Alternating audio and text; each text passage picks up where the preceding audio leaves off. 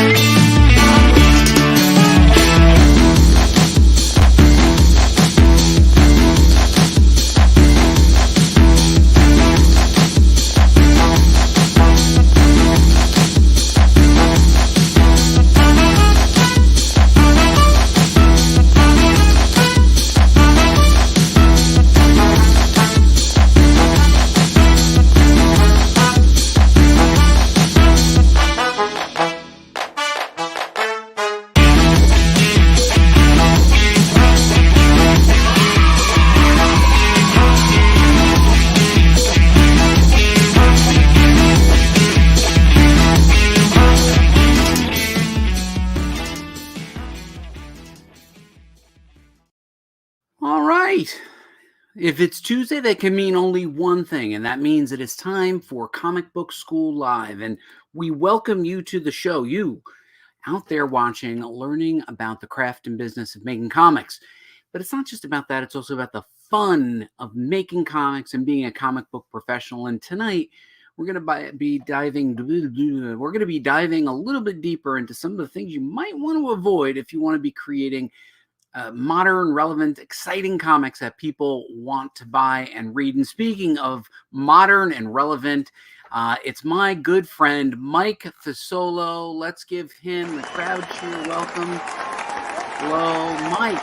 I got to tell you, that is quite the shirt you've got on. I don't think I've ever seen you with such a festive shirt on. It is a shirt. I had a meeting today and I put it on, and just me being lazy. Wait. What kind of meeting did you have that you wore that shirt? I had a Zoom meeting, had a pitch meeting.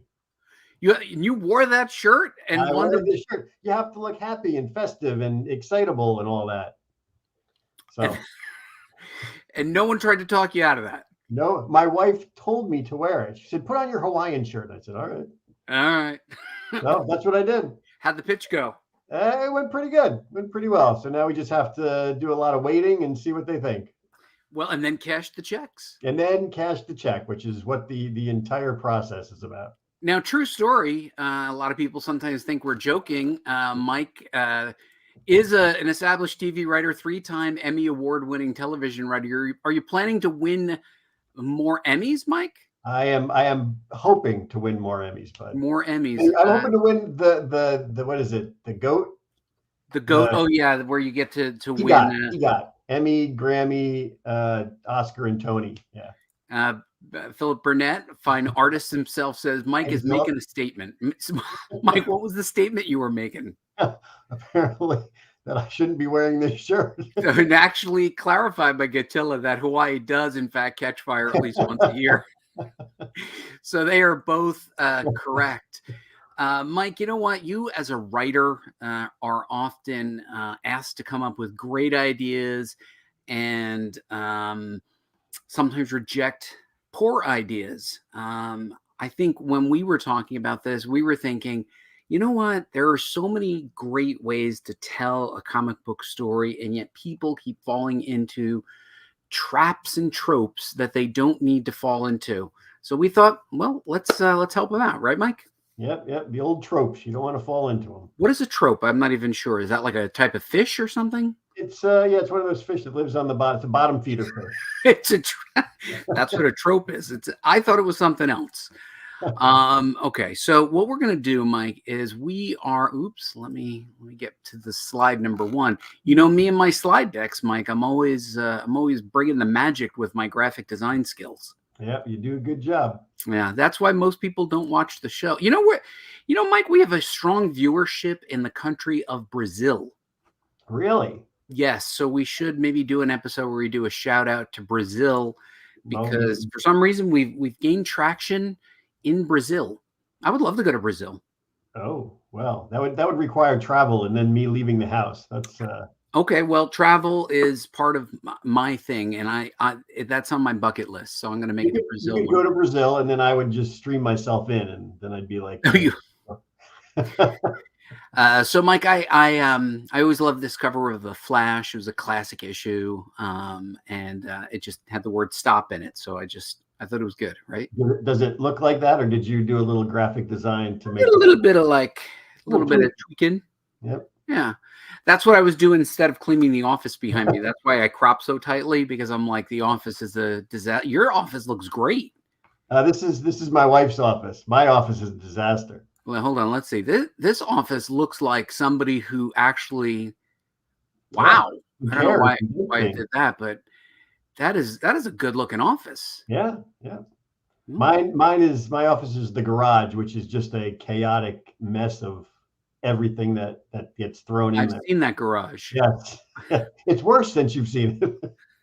I've seen that garage. All right. So Mike, oh Mike, you got to handle the comments. I see comments coming in. I don't see you Oh, pop there we go. in. Glenn, the unholy union of trout and groper. Yes, the old trope. Yes.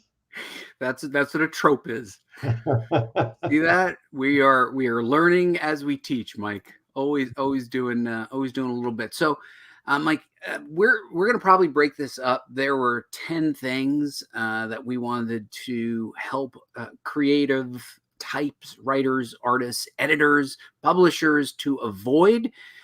So we broke this up into two parts. So tonight is part one, which, let's just face it, Mike. I mean, we're now doing an episode like this. Why don't we should just call this episode "Get Off My Front Lawn"? Because I think we've basically jumped the shark. We are like old, cranky, old guys. We're the two cranky old guys from the Muppet Show. Yep, Statler and Waldorf. We've how did you remember that? How could you not remember it? They were the two best parts of the Muppet Show. Jeez. All right, Mike. So we got 5 things to stop doing in your comics. I'll lead off with number 1. This one is probably just due to a generation of younger readers reading YA novels where you had a YA character who was the only person who was smart enough to save the world, defeat the villain. They were smarter than every human being, including the adults who had decades of experience. I find this to be very frustrating, and any sort of unnecessary character one-upmanship by YA. Oh boy. I thought I could hold out. Bless you. I was so not planned. So anyway, Mike, unnecessary character one-upmanship by YA characters. Early on in the Marvel Universe, they established that Reed Richards was the smartest scientist. And then they established that Tony Stark was not just the smartest scientist, but perhaps the smartest electrical engineer. His background, like Reed Richards. Reed Richards studied science and went to university where he met Dr. Doom. And then Tony Stark grew up in a family where they were making weapons and learned in his father's studio. Bruce Banner was literally a nuclear engineer. And you had these characters that were established for decades. And then they sort of say, well, we're going to shake this up. And it's the teenager that's smarter than all 3 of them combined. Yeah, they like to just throw that in, and suddenly they have to. There's Glenn. So, yeah, so the Smartest smartest alcoholic, or maybe not the smartest. Yeah. How could you? They like to just take anybody and throw them in there, and suddenly they are the greatest thing that has ever happened to that universe. Now, I think you could have natural ability, right? Yes. You could be the smartest mathematician, right? Rain Man like in ability, but to be the totality of genius kind of makes what came before a little bit less special, and also this a lot less plausible. Yeah. That is, how did this character learn biomechanical engineering and propulsion? What were they doing? Like, how did they learn this by age 12? They got their PhD in quantum mechanics. Yeah. Or they're just naturally a genius. Yeah, I mean, it's good when they are naturally smart. Like Peter Parker was just naturally smart.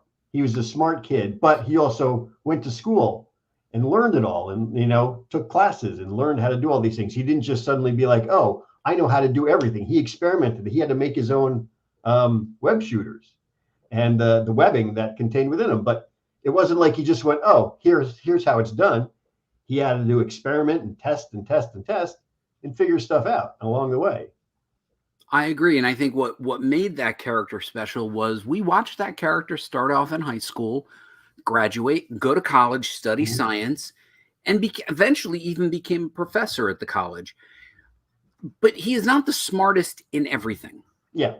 And what made that character interesting was that he was smart and clever and had to figure things out. And there were things that were acknowledged in storylines that Reed Richards knew about the negative zone, right? Discovered the negative zone, and there was a lot of thought put into building this character's backstory.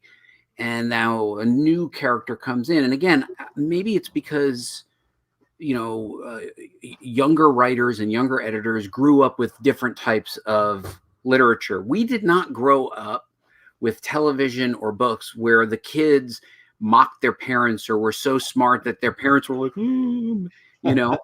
it really wasn't quite like that. And I don't know if it's just a generational thing, but it doesn't make for good reading. Right? Somebody, if you've established these characters, Reed Richards, Bruce Banner, Tony Stark, or pick another, Wakanda was the most advanced society on the globe. Cool. You can do that, right? They were the most advanced society. These were the kinds of things that you pull together. We're just talking about the Marvel Universe, but like you pull these together and it's interesting, but they were not supposed to just be wiped out by a teenage prodigy. Yeah. Because you have to say, how did that person learn that?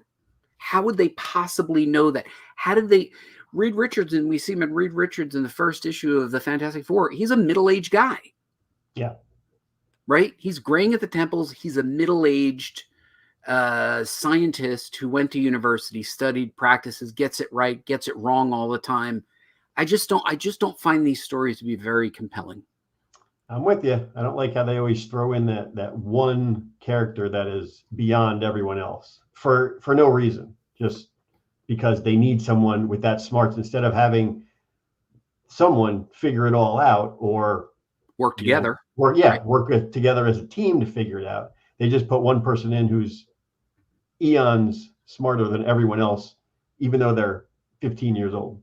Right. So, you need to deal, even if you're dealing in high fantasy, fantastical science fiction elements, there needs to be some sort of rooted practicality and consistency about the rules of your universe. If the rules of your universe is that you've established these characters as the best at something, be consistent and don't just try to shake the Etch-a-Sketch to make it, interesting in a storyline. It just doesn't work. So, we're gonna say stop doing that. Yes, stop. All right. Number 2, Mike, the bazillionth inept superhero team. I get it. Like it was cute in the beginning, all right, and every generation has their own inept superhero team, and I can enjoy them if the story matters, is entertaining, but what people often rest on is just the setup, right? Yeah. And you're a storyteller, right? Like you have to establish a setup, placement, rules, timelines, different types of world building, even character development, but that's not the story, right, Mike? Yeah, that's just the characters. That's just the setup of the characters. So them being inept, they're just, why 5 or 7 inept characters would get together and be inept together and not, all have ridiculous and useless superpowers. Cute setup. But why did they do this? Yeah. Don't they know one cool superhero to hang out with? Well, it's one of those things that is fun. It's a fun setup, and it's good to do now and then. Like if you have the whole run of the X-Men, and then you have a couple issues of like the people Great Lakes Avengers. The Great Lakes Avengers, right? Yes. Yeah. That's always fun to throw in there. But, as a constant team of, inept superheroes who then end up being not so inept and end up saving the world or whatever, it kind of throws the whole thing in the trash. I would pop up Burnett's 2 comments there. It worked in Mystery Men. I don't know if it worked in Mystery Men. I that might be debatable. The end. See, Mystery Men was fun. I did enjoy Mystery Men, and it was inept superheroes, but it wasn't like now they have 17 Mystery Men movies out there. It was a good one-time thing, and then you're done. Well, and here's the key thing. You have to recognize. Christian Stout just jumped in here. Throw up that comment. But Doom Patrol wasn't necessarily started as inept. They weren't inept. They were kind of outcasts. They were outcasts, and what I believe that Doom Patrol had, keep that comment up there. What I believe Doom Patrol had was a level of truth that the characters had self-doubt, had weaknesses, had fallibility in their powers. Were they put into progressively stranger situations? Yes, they were. But that was part of what was established by Grant Morrison when he rebooted the series. But I do believe that, it was terrific. But it wasn't just an inept team just as a setup. Like, there's a storyline in there. And even when you watch Doom Patrol, there's a story there about them trying to find themselves, find relevance, and matter. And I think that Doom Patrol comics and the TV show are exceedingly well done because they go beyond just the setup. All fair points. They weren't just silly, just finding themselves. And we got Glenn in here saying, where would the Venture Brothers be with inept superheroes? Who are the Venture? I've heard of the Venture Brothers. It's an animated show. But what is the Venture Brothers? They were kind of like a Johnny Quest, where they had to go on these crazy adventures, and they met a bunch of just insane, a lot of loser people. See, I like what Burnett's saying. You feel like the loser team earns their victory more. Yes, if there's a good story and it anchors into something where they find a way to come back and defeat and win, that is the come behind victory. Everybody loves the come behind victory. Go ahead, Mike, read this one. There should also be a point when the heroes stop being inept. Yes. Yeah. Cheers to that. That's a really good point. And the Venture Brothers were surrounded by competent people. Do I need to watch this Venture Brothers? It's a messed up Johnny Quest. Yes, it is a messed up Johnny Quest. I heard it was very good. It was on for, I don't know, 7 seasons or so. I only saw a few episodes, but from everybody I talked to, they said it was great. I'll have to check it out. Okay, so if you're going to do an inept superhero team, do it well. Like, just don't it's funny that they're inept. And why are these 5 inept characters getting together? You want to pull up the last Venture Brothers fantastic show?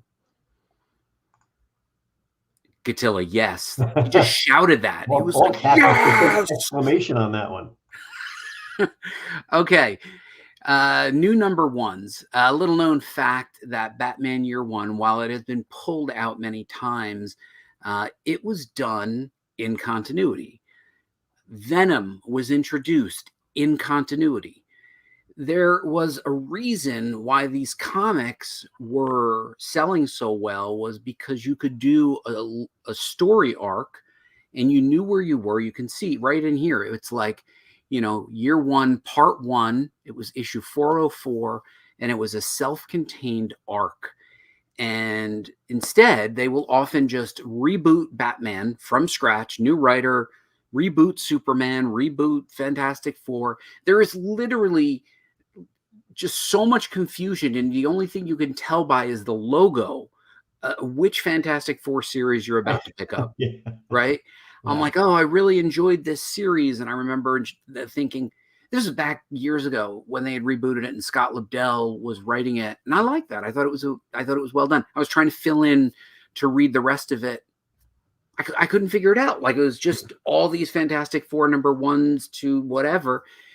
I find this to be very frustrating. What's the group saying? Let's see. Venture Brothers, fantastic show. Might not be Buddy's Long Island iced tea. Okay. Patrick Warburton as a deranged race bandit. Yes, he was great. Patrick Warburton is great in everything. He is good in everything.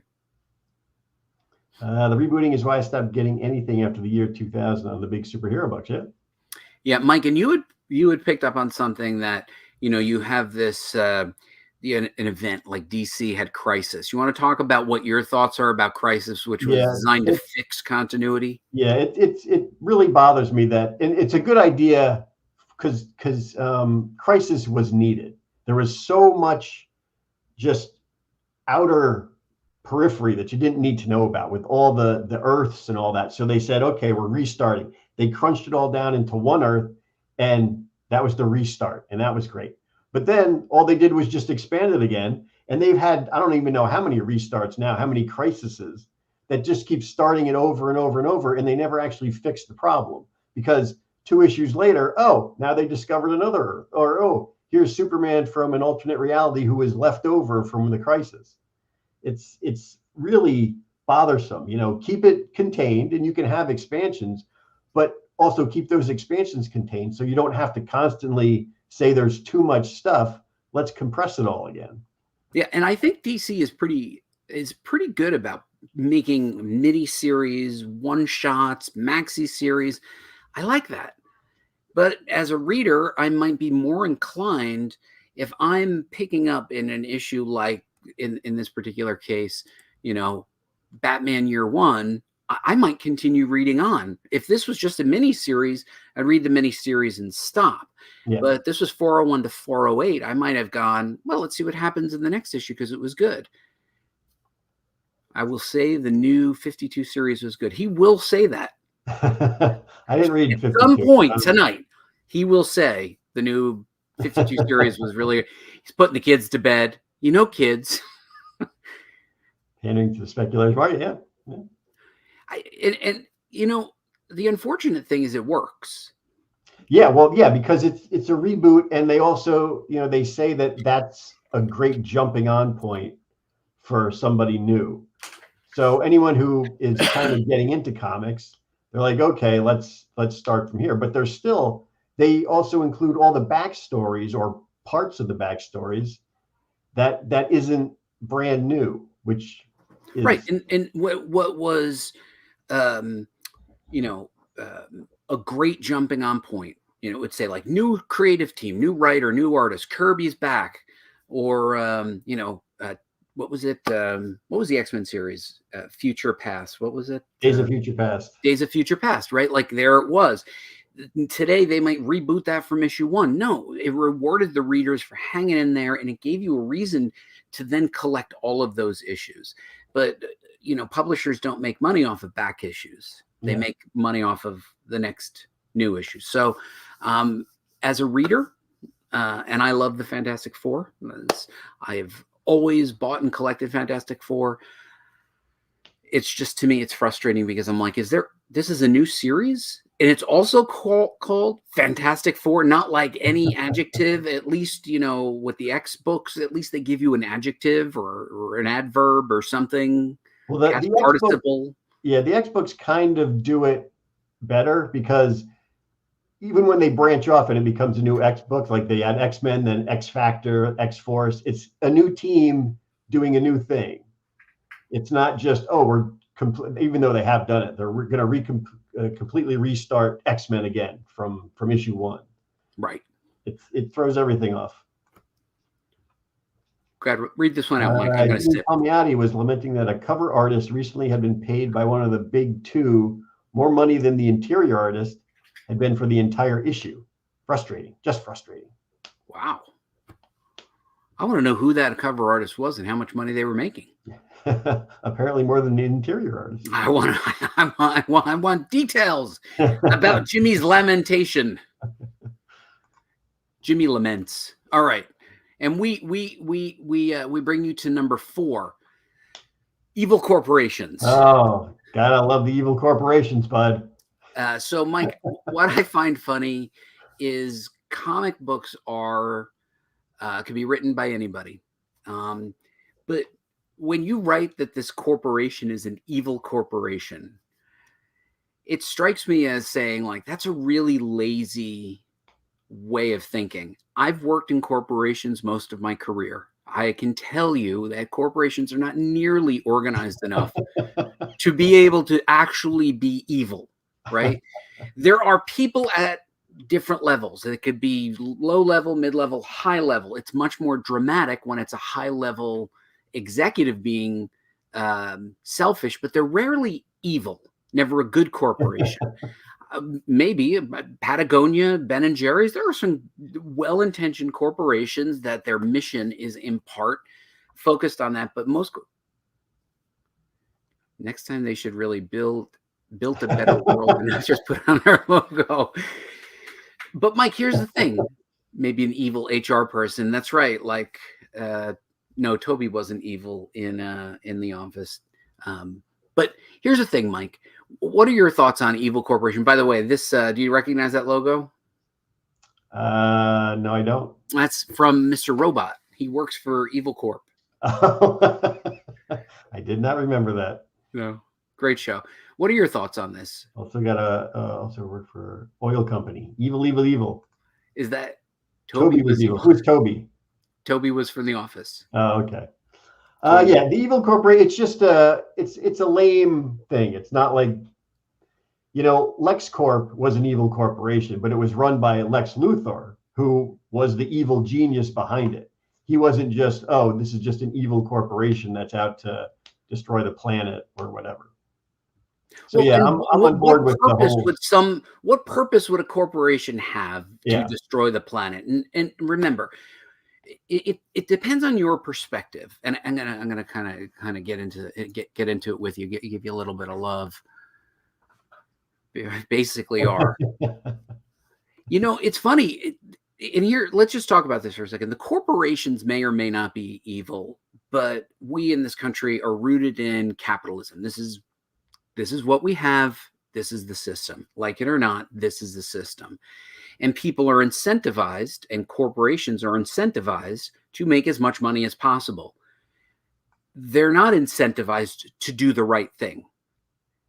Yeah. And if you are a CEO, and the difference between you making $2 million and $5 million this year is to do something that might be interpreted as unethical, can you not say that they're not motivated, right? There is motivation, but that doesn't make the corporation, the people working on the loading dock, the people that are doing site services, the copywriters, the graphic, they're not all like, it makes no sense. Like an evil corporation makes no sense. Can it be run by an unethical person? Absolutely. Can they guide the company to do things that are deeply and questionably unethical? Somebody brought up tobacco companies. They're make your own call on that one. But go ahead, Mike, read that. Fiduciary obligation to their shareholders. It's a cheap motivation in a story, though. Yes, it is. What I would like to do is what you just said. What I would like to see is a corporation where everyone is. They got that evil thing where the entire corporation is evil. That would be all right. That would be amusing and funny. For the rest of the stories that you have to write, though, then we could have the inept superheroes come in and destroy the evil corporation. You know what? Probably would work if Doom Patrol even came in and did it, right? But I think the key thing is corporations aren't people. They are not a human. They're made up of humans. Evil accountants. I like my accountant. Evil accountants, but they are made up of people. A corporation itself is a thing. It's a virtual thing, often located in a physical location or many physical locations, or, as you now know, people work from home. The idea of an evil corporation of people walking around in slick business suits across marbled floors is anachronistic. I just don't think that this is a practical way to write stories anymore. What if it was an entire building that was evil, like a haunted building, or the structure itself was like it's Buffy and they're over the Hellmouth? What is that? Yeah, but it's actually the building that's that's the evil thing. Okay, So well, then it would be. that's a creative solution, right? People walk in, they lose all their moral guidance, and then by the time they leave, they're like, "What did I do?" Good stuff. That's actually a great setup. I think you should do it. Go ahead, read I out spent too Glenn. much being the last hired and first fired to not believe that they are boardroom from RoboCop. But I That was think that was an evil boardroom. wait. Since Gatilla's up, the even there were some dissenters in the RoboCop boardroom, right? There Yeah. were some people who represented conscience and were not on board. But of course, then they were summarily murdered, I believe.